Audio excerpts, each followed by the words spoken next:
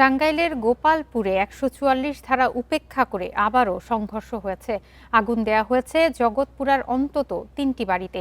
এখনো বিভিন্ন এলাকায় দেশীয় অস্ত্র ও লাঠি সোঁটা নিয়ে অবস্থান করছেন অনেকে। এতে আতঙ্ক ছড়িয়েছে আশেপাশের এলাকাতেও। পরিস্থিতি নিয়ন্ত্রণে সতর্ক অবস্থানে পুলিশ। শুক্রবার সকাল থেকে এরকমই ধাওয়া পাল্টা ধাওয়ায় উত্তপ্ত হয়ে ওঠে টাঙ্গাইলে জগৎপুরা, নলিনবাজার সহ আশেপাশের এলাকা।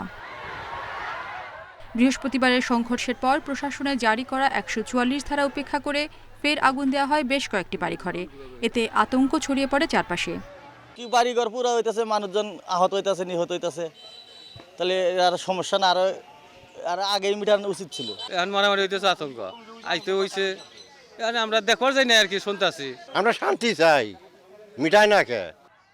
প্রশাসনিক কর্মকর্তারা বলছেন সংঘর্ষটি প্রথমে ২ গ্রামের মধ্যে সীমাবদ্ধ ছিল, তবে এখন সেই উত্তেজনায় উপজেলার বিভিন্ন এলাকায় ছড়িয়ে পড়ার আশঙ্কা দেখা দিয়েছে। পরিস্থিতি নিয়ন্ত্রণে ঘটনাস্থল ও আশেপাশের এলাকায় পুলিশ মোতায়েন রয়েছে।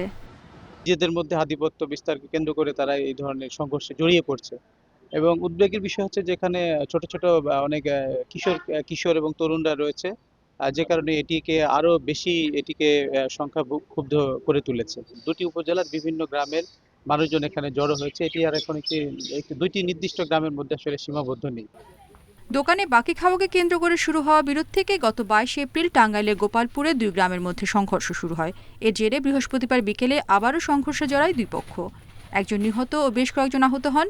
অন্তত ৫টি বাড়িতে অগ্নিসংযোগ ও ভাঙচুরের ঘটনা ঘটে।